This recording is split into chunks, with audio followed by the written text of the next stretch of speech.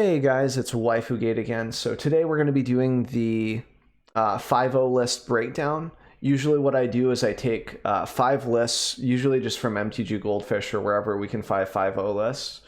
This seems to be the easiest site that I've seen so far for it. If there's a better one, I'll switch to it, but for now, I'm just going to stick with this.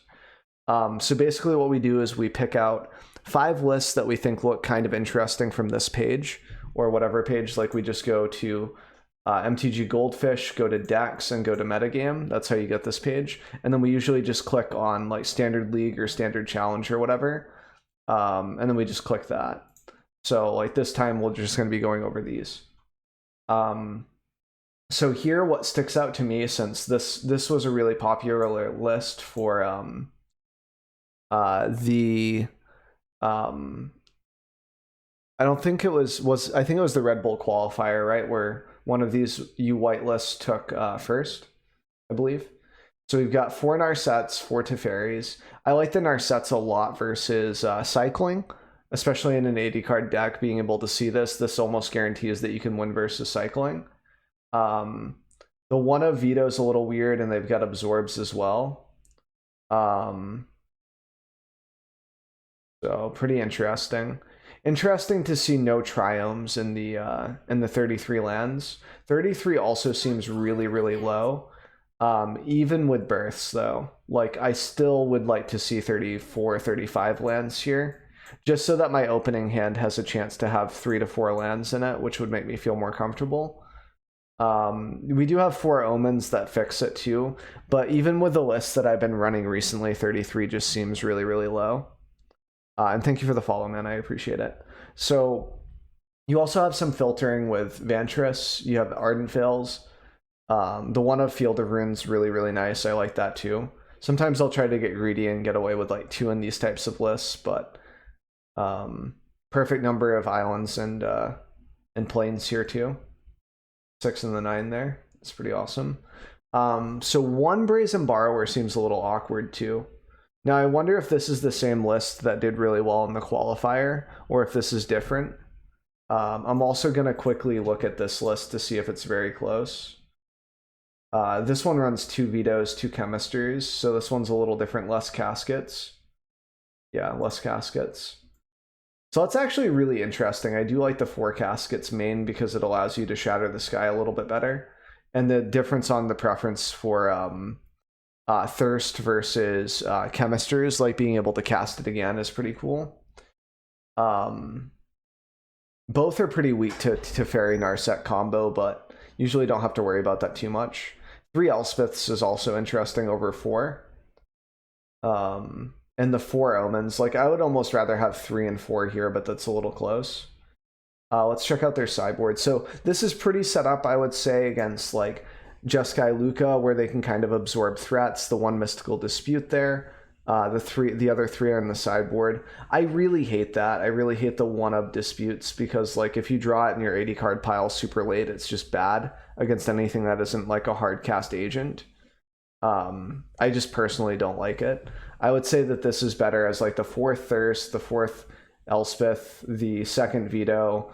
Like the list goes on what I would run over that. I feel like Mystical Disputes have to be like should be like a 3 or a 4 of instead of a 1 of.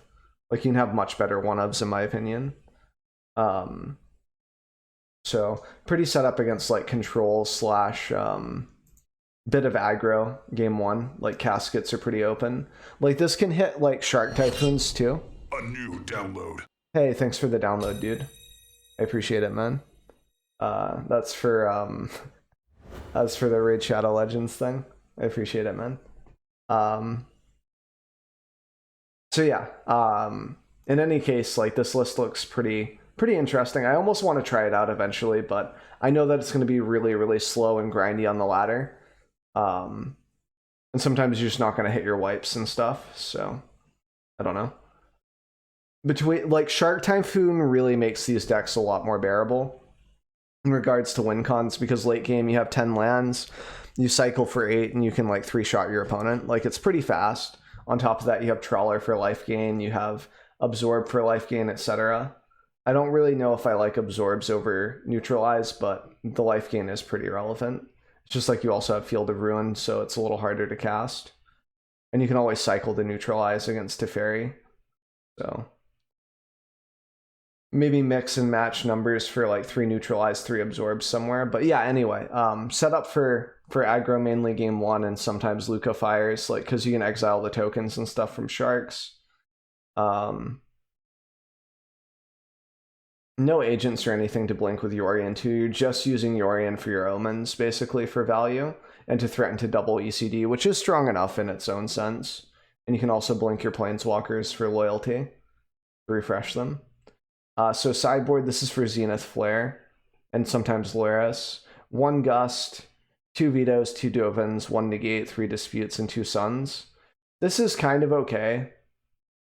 I'm not sure if I'm a huge fan of it. It's decent. I guess with omens and births and everything, it's pretty good. Is this enchantments only? So not Glass Casket, which is a little sad, but it's fine.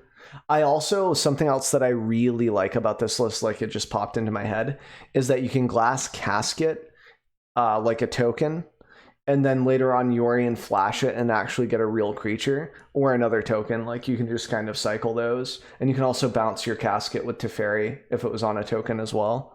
So it's just kind of neat, so you don't have to worry about Shark Typhoons just like absolutely dominating you game 1, which is really awesome. So yeah, I think, and then it's got, I mean, the Gust is just probably for anything like Luca fires, anything that runs fires, etc. Soul Guide, obviously, just for Zenith Flare mostly, and then sometimes an Uro or, you know, Luris, some Rakdos stuff. No hard answers to enchantments or artifacts, so like Witch Oven can be a little difficult, I think, those types of lists, but I guess you just try to keep gaining life with omens and everything else, and then you flash in, gain more life, and then that way the cat's pinging doesn't really kill you, and then you can just stabilize with the Dream Trawler because most of the decks nowadays are like Obosh, Saktos, so like they don't typically run like Priest of the Forgotten or whatever, and even if they did, you have like Brazen Borrower to sack, you have a million tokens to sack with Omen, etc., so it's not too bad. So yeah, I like this list. I might give it a try eventually. I think it's just set up to try to counter Jeskai Luca and also have a fair chance against aggro. So let's find a different deck here. So Azorius Control is 1. What else looks interesting here? Azorius Ramp. Why is this called Azorius Ramp? Prince Charming. Huh. This is an interesting list. 33 lands, once again, a bit too low for my taste, even with omens and births. So it's just, well, I mean, you do have a lot of cycle and a lot of draw in this list, to be fair. So I can understand the 33 lands to some extent. I really want more Cavalier of Dawns, but I guess 1 is fine. You do struggle a bit with your choices here in regards to what you keep and everything, because you need some counters main board to protect your board state. I don't know about the Whirlwind Denial. That's really weird. I guess you can counter a Luca like trigger after he's already resolved, but at that point it might be too late. Like, and no one runs Crassus anymore, not really. So I don't understand this too much. There's something I'm missing with it. I guess for each spell and ability your opponent's controls counter unless its controller pays 4. So I guess the Yorion blink as well. But once again, you'd probably just rather counter the Yorion almost. Yeah, it could counter a shark, I guess. It's like, okay. Like that's the, I'd rather see Tail's End though, right? Like Tail's End is just better for that, for 2 mana. It's 1 mana less and can do the same thing that we're trying to go for. So I feel like this should just be Tail's End almost. Counters the second half of Yorion so it doesn't Tail's End for 2 mana instead of 3. We're still on the same argument, right? And still do that with a 2 mana spell without them having an out to pay more mana for it. Tail's End is still just a better card in that sense. This is really high on the Vantress Ardentvale. I've never seen it being that high before. Grafdiggers. I mean, this is kind of cool because you stop the Luca combo and you're sort of ramping or whatever, quote unquote ramping. I don't know how the ramp actually works in this. They have one Yorian main deck as well. That's pretty interesting. Daxos. Interesting. Just some life gain, I guess. 2 Spyglass is super interesting and 1 time wipe. It's a lot of interesting choices. Like this, it almost looks like a Fae of Wishes sideboard where you have the time wipe and a bunch of other stuff like Spyglass. Pretty interesting. 3 Disdainfuls. I guess it's okay. I'd just rather, I guess the vetoes are here too. Like, I'd almost rather see vetoes or Tails End main board is what I would change here, just for better cards at 2 mana. Just easier to play a creature like Fibbletip and then hold up a counter spell as well. And it's just like the blink list, right? So you try to develop a board state, hope that your creatures and your enter the battlefield effects can defeat your opponent. You think to having cycling lands in U-White? I think cycling lands in U-White are really important, honestly, especially if you're running like a lot of copies of Vantress/Ardentvale, because the Jeskai ones count for island planes, so it will check these lands.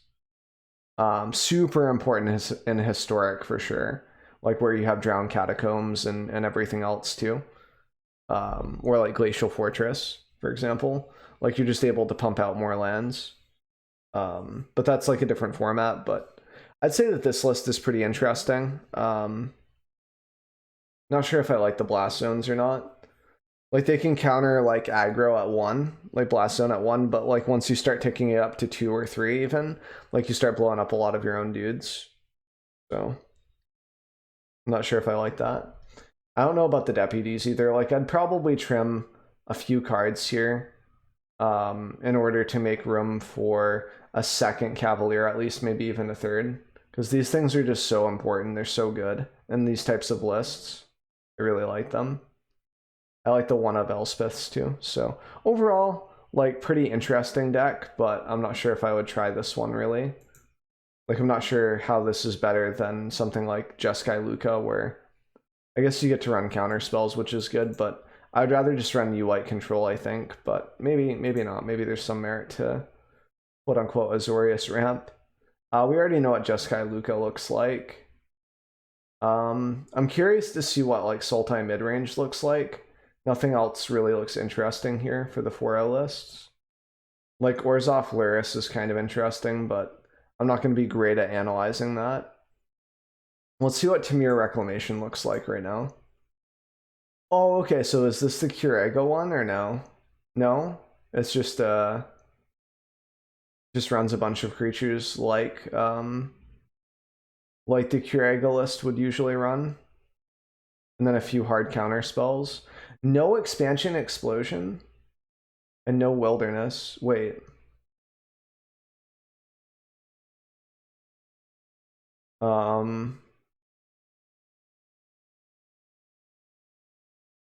It might just be me, but the last time I checked, if you have the name Tamir Reclamation, you should probably have the card in your 75 somewhere.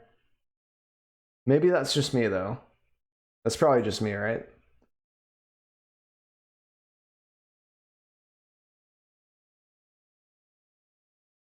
It's like Tamir Flash, right? Looks more like Tamir Flash to me. So we're actually analyzing Tamir Flash. Now, what a debate, man. So yeah, this just runs a bunch of creatures, mostly adventure creatures, but it also has Brineborn Cutthroat, which is pretty interesting. Then it's got Fire Prophecies, mainly set up for aggro. Yeah, it should have Karega, but it's running Growth Spirals and Prophecies, so I can understand not having it. And it also runs Brineborn. Like, I can understand it to some point. Even the Tamir Flash list that like Crokies and Danny T were working on in Sidetrack, we're running Curega and Reclamation. They're running that type of the stuff. And it does get really weird not being able to do anything on 2. Yeah, Uro would be kind of nice too, to a point, yep. Uro would be nice for mainly for life gain, because you have no other ways of gaining life, and against something like Zenith Flare, you just sort of lose if you can't counter it. And that gets really dangerous toward the late game, where you only have like, what, 4, 5, 6 counter spells main deck? 10 if you count the disputes, but like you don't want to count those because late game you're not going to be able to hold up 3 mana for it. Or if you can, they'll just pay the 3 mana eventually. So pretty interesting, but yeah, I would change a few things probably, mainly like I think I would prefer Scorching Dragonfire just so I can finish off Teferis or Narsets, because I feel like that's an important case scenario, or like exiling an opposing Uro, or exiling like any creature like a cat that comes back, etc. Like if they're not playing around Scorching Dragonfire. I think I like it a little more than Fire Prophecy overall. But that's like preference, I think, and it depends on the meta, like what you're seeing. And then like the 2 Sinister Sab's fine. I'd rather have it at 3 or something and cut like 1 creature, but it's probably marginal. And I mean, Tamir has a nice land base too, so let's check out their sideboard. Set up for Zenith Flare. Potentially Zenith Flare, but probably not. It's probably like Zenith Flare. Flame Sweeps just for aggro in general. Mainly mono red, I think. And then you've got Shark Typhoon here, and like Sakdos too. It's pretty good against that. It sweeps up Luris, you know? Takes out a lot of Obosh's creatures as well, like 10 Street Dodgers, etc. Feverit Champs. 2 Shark Typhoon is interesting. I'd want to see more, either main deck or sideboard, just in general. Like I'd like to see 3 or 4, but like I don't think Disdainfuls are that great right now. They're okay. It's just that normally like you get stuck with Disdainful Strokes versus like a Teferi, for example, and it feels kind of bad because then this is dead. Whereas if you bring in Fries or something versus Teferi or versus Narset, it's pretty good. So I like the Fries. I'd probably just trim both Disdainfuls for like an extra Fry, maybe an extra Negate or something, or an extra Typhoon. Other than that, I wouldn't change it too much. I think they're mainly just set up for maybe Jeskai Luca, but with the Disdainfuls, because you can counter Fires for 2 mana, or counter Luca for 2 mana. It's just they're going to try to jam Teferi in first, and then if you don't have the right counter spell, you just lose on the spot. Because then you're like, Frilled Mystics is 4 mana, 3/4 dude, vanilla. Or is it 2/3? 3/2. Yeah. Just getting the stats all wrong on that guy. But yeah, I mean, like, Soul Lantern's pretty fair. You could even say that this could go down to 2 and make room for other stuff, but it looks interesting. I just feel like I'd change a few things there, like we talked about. Well, it's 3 decks down. We need 2 more. Let's check out what Sultan Midrange looks like. See if this is anything interesting. I like the 1 of Questing Beast. That's pretty interesting. Do we have more in the sideboard? Now just 1 Lonely Questing Beast. What's up last? How are you doing then? We're doing a YouTube video thing right now. So you've got 18 spells. How many lands? 29 lands. No. What I like about this list is they're confident enough not to run Yorion and like blink stuff in. They're just running regular ramp, which hasn't been done in a minute. It's not very popular, at least. So 2 Drown and Locks, 4 Growth Spirals, 2 Heartless. Lots of like niche spot removal, like very different options. Like Scorn, for example, can kill the Fox. Heartless cannot kill the Fox, but it can kill other stuff, like bigger creatures than 3 CMC. So I kind of like that split. 1 Unmoored Ego is pretty spicy. Pretty decent tech against like Agents of Treachery. Like the Luca deck just folds if you hit them with this, plus wipe their tokens out once. Like if you go Agent of Treachery, they can't do anything game 1. Game 2, they can just simply bring in Trawlers so that they have double threats, but that takes some time to set up. 2 Extinction Events, 1 Soot, so 3 board wipes total, 4 board wipes with Cry. I don't know if I like the split up, but I guess if you have a lot of searching power, it's good. It's just like, I don't see any searching power here. We don't have any like omens or anything to kind of filter out early game. All we have are Uros and Spirals early game and some spot removal. Like we're not really like fixing our land drops per se. 29 is quite a big number though. So instead of running stuff like omens, we run 1 extra land maybe plus strong cards. I can kind of see it working a bit. 4 Shark Typhoon's awesome, just really, really solid. And you've got 3 Krasis for late game stuff. I'd say you could probably trim on like the Krasis, you can probably chop up the Questing Beast, and then maybe get some more early game plays down. Like I still think I would prefer Omen of the Seas, just even if without Yorion, just to fix the land drops early, to have a mana dump for 3 mana, you know, just to scry, stuff like that. But that's just my preference. Like, you can definitely run it this way with a 1-of Questing Beast main. I just don't know how much work he'll put in. So let's look at the sideboard. So we've got 3 Drakes, pretty interesting. Really good against Reclamation, super good against Obosh red, because you can just sit there and block all day. And if they don't have Cleave, they literally can't get past that card. Unless they have Bone Crusher. They can do Bone Crusher in response to blocks and kill it, but that's about it. Like, they Bone Crusher your face. The Drake still remains until the Bone Crusher effect goes through. You got 4 Disputes, that's pretty standard. 2 more Cries, which I can agree with if you're running into a lot of Valeris. It's also not terrible against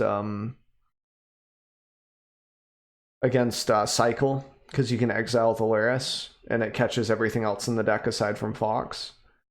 It's got 1, 2, 3, 4 board wipes in the sideboard, 2 Cries, 1 Extinction, 1 Soot. And then 2 Thought Distortions, which I agree with completely. It hoses Tamir Reclamation as long as it's not on the creature variant. It hoses blue-white control, which is sort of picking up a bit since the Red Bull qualifier. I can understand that. And then, like, it's pretty good against Jeskai Yorion as well, if you can ramp into it like you can in these colors.